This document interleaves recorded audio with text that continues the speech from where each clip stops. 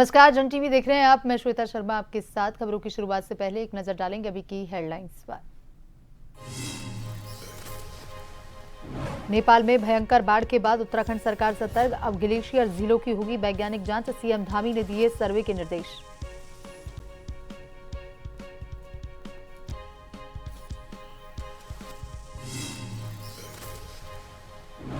One और जैव विविधता संरक्षण को केंद्र से बड़ी मदद। उत्तराखंड के लिए 945 करोड़ मंजूर। सीएम धामी ने केंद्र का जताया आभार। वन एवं जैव विविधता संरक्षण को मिलेगी रफ्तार।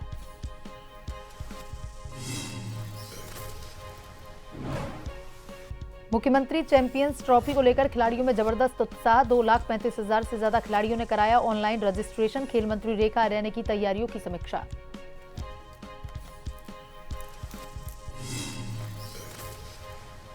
रक्षाबंधन का पर्व आज। उत्तराखंड में राखी पर बहनों का सफर आज से फ्री। कल भी रोडवेज में नहीं लगेगा किराया। महिला यात्रियों को मिलेगा लाभ।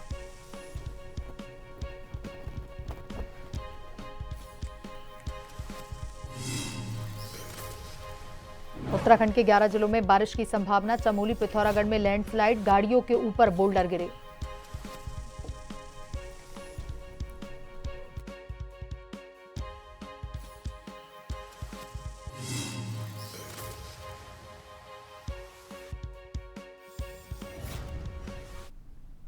और अब खबरें विस्तार से।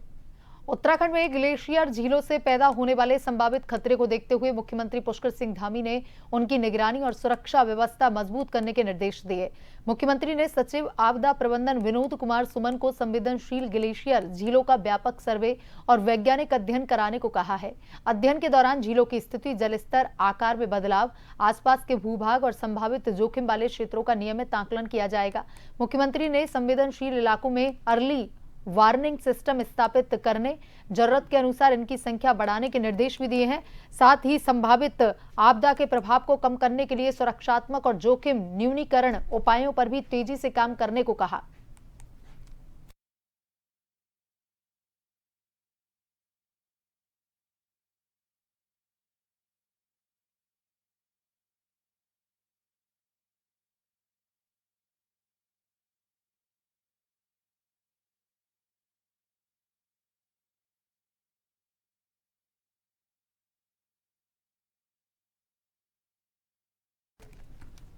उत्तराखंड को वन एवं जैव विविधता संरक्षण के लिए केंद्र सरकार का लगातार सहयोग मिल रहा है। केंद्रीय वन एवं पर्यावरण मंत्री भूपेंद्र यादव ने मुख्यमंत्री पुष्कर सिंह धामी को भेजे पत्र में बताया कि पिछले 3 वर्षों में राज्य के लिए 945.69 करोड़ रुपए के कार्य मंजूर किए गए। वहीं वित्तीय वर्ष 2026-27 के लिए राज्य सरकार ने 339 करोड़ रुपए का एपीओ प्रस्तुत किया है, जिसमें से 104.35 करोड़ रुपए मंजूर हो चुके हैं। मुख्यमंत्री धामी ने केंद्र सरकार का आभार जताते हुए कहा कि इसमें हिमालयी पारिस्थितिकी, वन संपदा, जैव विविधता संरक्षण के प्रयासों को और गति मिलेगी।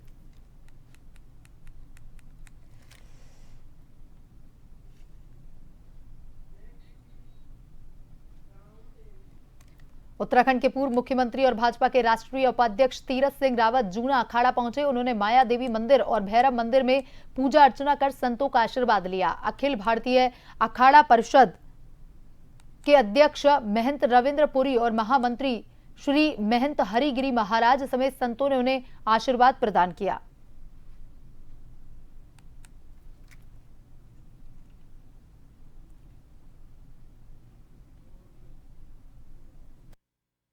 माँ का आशीर्वाद मिलता रहा है और आज मैं माँ के चरणों में आया हूँ।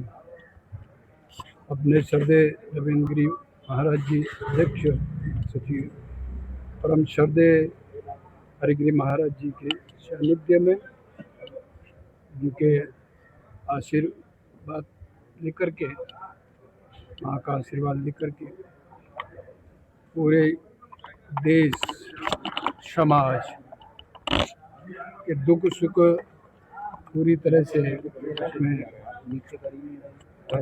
अपना आशीर्वाद दे।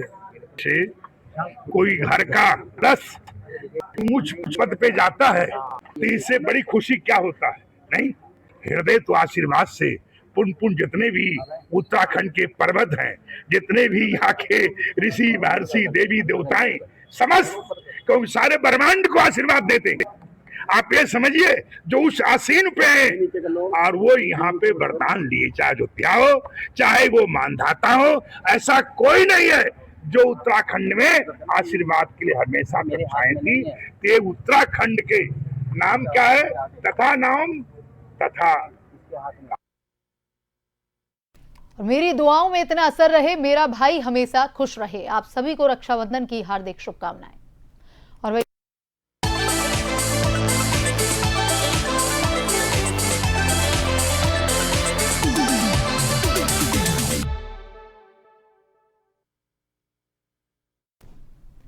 रक्षाबंधन पर्व पर हरिद्वार में भाई बहन के स्नेह और सुरक्षा का अनोखा संगम देखने को मिला। देवभूमि इंटरनेशनल स्कूल की नन्ही छात्राएं शिक्षिकाओं के साथ एसएसपी कैंप ऑफिस पहुंची। एसएसपी नवनीत सिंह को चंदन का टीका लगाकर रक्षा सूत्र बांधा। छात्राओं ने एसएसपी से रक्षा का वचन लिया। वहीं एसएसपी नवनीत सिंह ने बच्चियों को मिठाई खिलाकर के उनका उत्साह बढ़ाया। उन्होंने छात्राओं से पढ़ाई और भविष्य की योजनाओं को लेकर के बातचीत की, साथ ही कैरियर को लेकर अपने अनुभव साझा करते हुए महत्वपूर्ण टिप्स दिए। एसएसपी ने छात्राओं को सोशल मीडिया के नियंत्रित और जिम्मेदारी पूर्ण इस्तेमाल के प्रति भी जागरूक किया।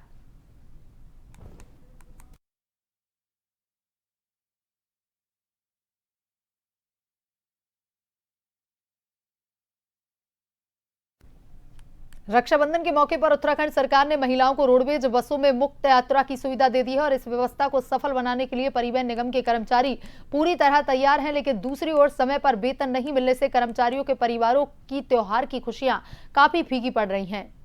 वहीं उत्तराखंड रोडवेज एम्प्लॉइज यूनियन के क्षेत्रीय प्रतिनिधि पंकज कुमार भटनागर के मुताबिक कर्मचारियों को करीब 4 महीने से वेतन नहीं मिला। इससे बिजली बिल, दूध, रोजमर्रे की जरूरी खर्च पूरे करने में भी परेशानी हो रही है। कई कर्मचारी उधार लेकर परिवार का खर्च चलाने को मजबूर हैं।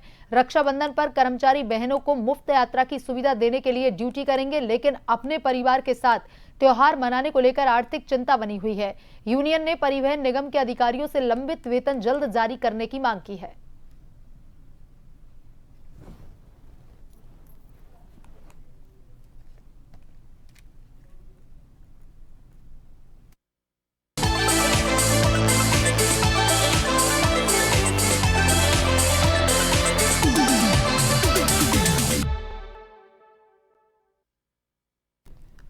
रुड़की में अवैध गतिविधियों और नियमों के उल्लंघन के खिलाफ रुड़की पुलिस और एंटी ह्यूमन ट्रैफिकिंग यूनिट ने संयुक्त रूप से बड़ी कार्रवाई की। पुलिस टीम ने क्षेत्र के विभिन्न स्पा सेंटरों, होटलों में अचानक से चेकिंग अभियान चलाकर के सत्यापन किया। पुलिस के मुताबिक चेकिंग के दौरान कई जगहों पर अनियमितताएं और संदिग्ध परिस्थितियां सामने आई।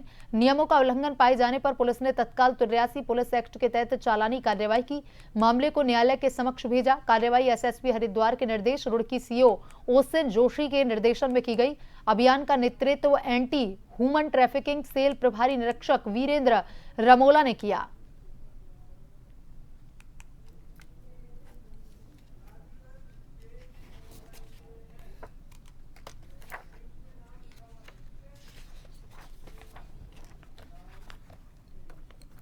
और इसी खबर पर ज्यादा जानकारी के साथ संवाददाता अरशद हुसैन फोन लाइन पर जुड़ चुके हैं। अरशद, अवैध गतिविधियों और नियमों के उल्लंघन को लेकर के यहां पर कार्रवाई हुई है। पुलिस और एंटी ह्यूमन ट्रैफिकिंग यूनिट ने संयुक्त कार्रवाई को अंजाम दिया है, क्या कुछ अपडेट है? देखिए, आपको बता दूं कि जन टीवी की खबर का बड़ा असर हुआ और एसएसपी हरिद्वार ने सीओ रुड़की को निर्देशित किया था कि तमाम स्पा सेंटर पर जाकर वो बारीकी से जांच करें, जिसके चलते उन्होंने गहनता के साथ जांच की। वहीं उन्होंने बहुत सी अनियमितताएं जो है स्पा सेंटर पर पाई गई हैं, जिनको चलते उन्होंने कुछ के चालान भी काटे हैं और कुछ को जो है चेतावनी भी दी है कि आगे से इस तरह के कार्य ना हो। तो कहीं ना कहीं अब प्रशासन ने पहल की है और प्रशासन की पहल पे जो है स्पा सेंटर संचालकों पर हड़कंप मचा हुआ देखा गया। तो अगर बात करें तो कुछ स्पा सेंटरों का चालान भी इनके द्वारा काटा गया। जी अरशद, तमाम जानकारी के लिए धन्यवाद।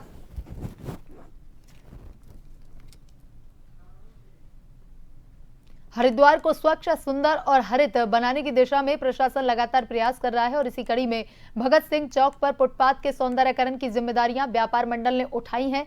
जिलाधिकारी मयूर दीक्षित ने भगत सिंह चौक पहुंचकर फुटपाथ के किनारे पौधारोपण किया। जिलाधिकारी मयूर दीक्षित ने कहा कि हरिद्वार में सौंदर्यकरण का काम लगातार जारी है। शहर में बनाए जा रहे नए फुटपाथों के आसपास नियमित रूप से पौधारोपण किया जाएगा।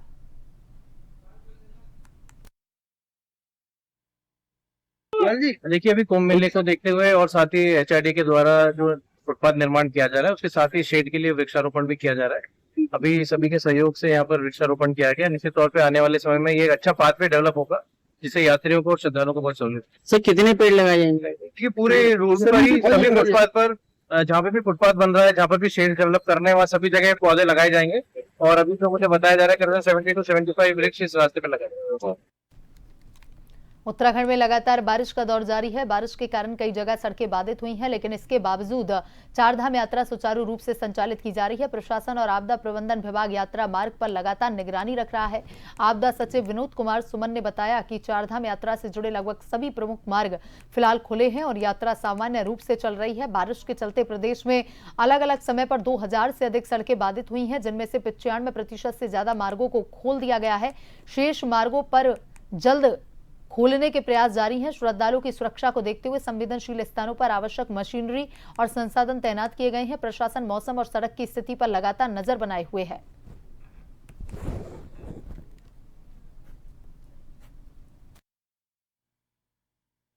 चारधाम यात्रा मार्ग की जो अधिकांश सड़कें हैं खुली हुई हैं। प्रदेश के अधिकांश मार्ग खुले हुए हैं। अभी तक लगभग 2100 से ज्यादा सड़कें बंद हुई हैं, जिसमें से मोर देन 96-97% सड़कों को खोल दिया गया है। वर्तमान में 50-60 सड़कें जो ग्रामीण क्षेत्र की सड़कें वो बंद हैं, वो खोलने की कार्रवाई चल रही है। और वहीं उत्तराखंड में मौसम ने एक बार फिर से करवट ले ली है। मौसम विभाग ने बारिश को लेकर के अलर्ट जारी किया है। देहरादून के कई इलाकों में हल्की बारिश शुरू हो गई है। मौसम विभाग के मुताबिक रुद्रप्रयाग, पिथौरागढ़, बागेश्वर, अल्मोड़ा, चंपावत में हल्की बारिश की संभावना है। टिहरी समेत अन्य पर्वतीय और मैदानी इलाकों में भी बौछारें पड़ने का अनुमान है। वहीं उधम सिंह नगर के कई क्षेत्रों में भी बारिश हो सकती है। मौसम के रुख को देखते हुए प्रशासन ने संवेदनशील इलाकों में रहने वाले लोगों को सतर्क रहने के निर्देश दिए हैं।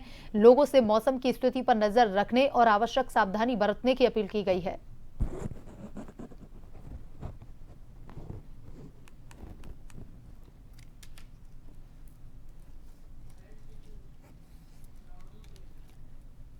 देहरादून में महिला कांग्रेस की प्रदेश अध्यक्ष ज्योति रौतेला के नेतृत्व में मुख्यमंत्री आवास का घेराव करने जा रही महिला कार्यकर्ताओं को पुलिस ने बैरियर लगा करके रोका।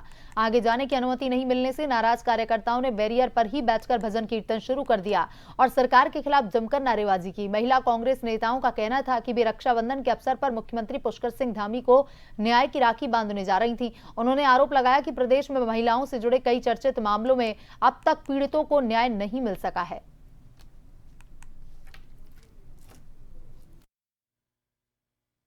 लगातार प्रदेश में बहनों से राखियां बंधवा रहे हैं और हमें खुशी है कि वो बहनों से राखी बंधवा रहे हैं, उनकी न्याय की और सुरक्षा की बात कर रहे हैं।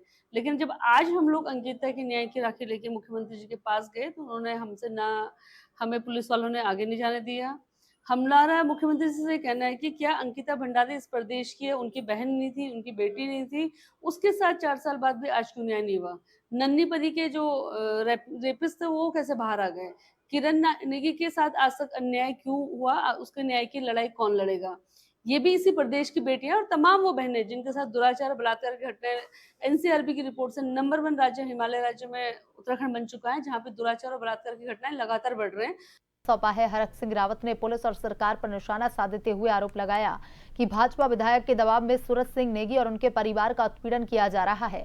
उन्होंने कहा कि विपक्ष की आवाज उठाने और विधायक की नाकामयाबियों को उजागर करने के कारण नेगी के खिलाफ फर्जी मुकदमे दर्ज कराए गए हैं। रावत ने चेतावनी दी कि कांग्रेस विपक्षी नेताओं को डराना, धमकाना और इस तरह की राजनीतिक बदले की कार्रवाई को कतई बर्दाश्त नहीं किया जाएगा।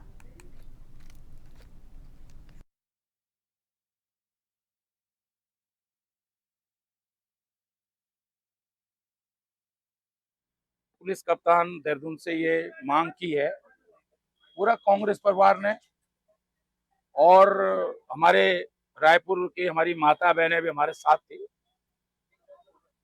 वहाँ के नौजवान, वहाँ के हमारे और सभी पूरा देहरादून के सभी प्रमुख लोग हमारे साथ थे और हमने कप्तान से मांग की है कि जो सरकार के दबाव में पुलिस विरोधी दल के विशेष करके कांग्रेस के कार्यकर्ताओं के खिलाफ मुकदमा दर्ज कर रही है, फर्जी मामलों में फंसा रही है, इसको रोका जाना चाहिए। एसएसपी देहरादून डोभाल जी ने आश्वासन दिया हमको कि पुलिस किसी के दबाव में भी परेशान नहीं करेगी। ये आश्वासन कप्तान ने हमको दिया है। और वहीं कांग्रेस प्रदेश अध्यक्ष गणेश गोदियाल ने भाजपा प्रदेश अध्यक्ष महेंद्र भट्ट के हालिया बयान पर पलटवार किया।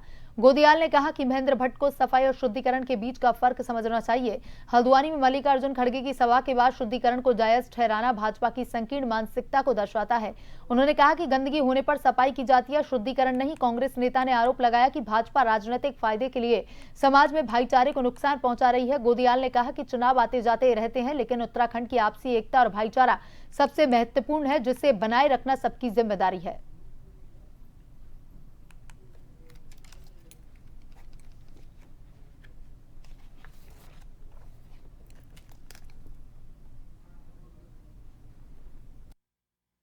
भारतीय जनता पार्टी के प्रदेश अध्यक्ष महेंद्र भट्ट जी का एक बार फिर ये बयान सामने आया है, जिसमें वो हल्द्वानी में खड़गे जी के सभा स्थल के बाद उस स्थान के शुद्धिकरण को न्यायोचित ठहरा रहे हैं। तो ये माना जाना चाहिए कि बार बार वो इस बात को कह रहे हैं कि वहाँ पर शुद्धिकरण उचित किया गया, तो ये माना जाना चाहिए कि ये भारतीय जनता पार्टी के जानबूझकर दिए गए उनकी नीति को दर्शाता है और जानबूझकर ये बयान दिया गया है। मैं भारतीय जनता पार्टी के अध्यक्ष जी के बयान को मैंने देखा, उसमें उन्होंने ये कहा कि गंदगी हो जाती है, तो तब जाके उन्होंने ये कहा कि शुद्धिकरण किया। मैं भारतीय जनता पार्टी के अध्यक्ष जी को कहना चाहता हूं कि वहां पर उस स्थान पर सभी दलों के मीटिंगें होती हैं, सब राजनीतिक दलों की वहां पर रैली होती हैं, जो भी कार्यक्रम होते हैं वहीं पर होते हैं। हम सब एक समाज के लोग हैं और एक समाज के लोग अगर किसी एक राजनीतिक दल के अंतर्गत अगर मीटिंग कर रहे हैं तो वो गंदगी कर रहे हैं, दूसरे राजनीतिक दल के अंतर्गत वो मीटिंग कर रहे हैं तो क्या वो गंदगी नहीं करते हैं? और वही हल्द्वानी में कांग्रेस राष्ट्रीय अध्यक्ष मल्लिकार्जुन खड़गे की जनसभा के बाद स्थल के शुद्धिकरण को लेकर के उत्तराखंड में सियासत तेज हुई।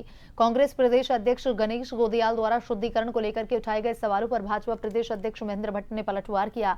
महेंद्र भट्ट ने कहा कि अगर वे गणेश गोदियाल के सपनों में आने लगे तो इसमें वे कुछ नहीं कर सकते। उन्होंने चुटकी लेते हुए कहा कि गोदियाल मोबाइल पकड़कर वीडियो बनाने लगते हैं और उन्हें यह भी नहीं पता होता कि किससे क्या बोलना है। भाजपा प्रदेश अध्यक्ष ने आगे कहा कि गोदियाल द्वारा दीप्ति रावत के लिए जिन शब्दों का प्रयोग किया गया वह ठीक नहीं था और सभी को मर्यादित भाषा का इस्तेमाल करना चाहिए। गणेश गोदियाल जी के सपने में भी अगर महेंद्र भट्ट आता है उसका उत्तर मैं कुछ दे नहीं सकता हूं। हम इस प्रकार कोई टिप्पणी करते नहीं है। वो लगातार एक मोबाइल हाथ में पकड़कर किसके लिए क्या बोलना है उसका उनको संज्ञान भी नहीं होता है। हमारी बहन कल दीप्ति रावत के लिए जिस प्रकार से उन्होंने शब्दों का प्रयोग किया वो उचित नहीं है। हर व्यक्ति को राजनीतिक दृष्टि से अपने विषय रखने का अधिकार होता है। राजनीतिक दृष्टि से कहा जाता है किसी व्यक्ति का नाम लिया नहीं जाता है, लेकिन अगर किसी व्यक्ति को एक प्रकार से केवल प्रश्न खड़े करने होते हैं तो किसी भी रूप में प्रश्न खड़े कर सकते हैं। उत्तराखंड में भारतीय जनता पार्टी को एक बड़ी सियासी मजबूती मिली है। गोरखा समुदाय में प्रभाव रखने वाले राजनीतिक दल गोरखा डेमोक्रेटिक फ्रंट का भाजपा में विलय हो गया है। भाजपा प्रदेश कार्यालय में प्रदेश अध्यक्ष महेंद्र भट्ट की मौजूदगी में जीडीएफ के केंद्रीय अध्यक्ष सूर्य विक्रम शाही ने अपने समर्थकों के साथ पार्टी की सदस्यता ली। महेंद्र भट्ट ने नए सदस्यों का स्वागत करते हुए कहा कि गोरखा समुदाय का प्रदेश के विकास में अहम योगदान है और जीडीएफ के आने से संगठन को और अधिक मजबूती मिलेगी। वहीं सूर्य विक्रम शाही ने भाजपा की नीतियों पर अपना विश्वास जताया।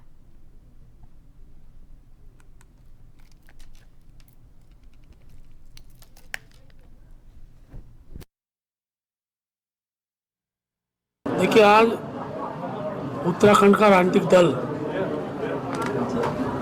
और जिसका गोरखा समाज में बहुत प्रभाव है, ऐसे गोरखा डेमोक्रेटिक फ्रंट के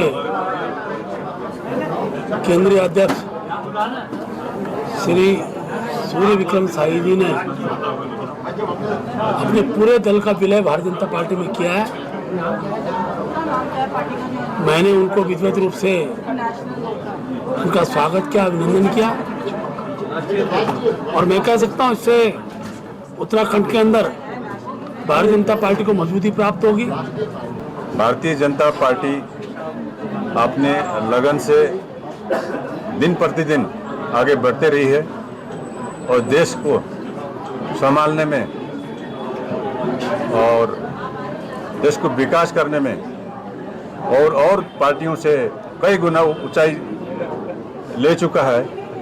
और हम लोग अलग छोटी छोटी पार्टी से या कोई और पार्टी लेकर के किसी का नुकसान करने से बजाय देश को बचाना है तो हमें मिलजुल के काम करना होगा।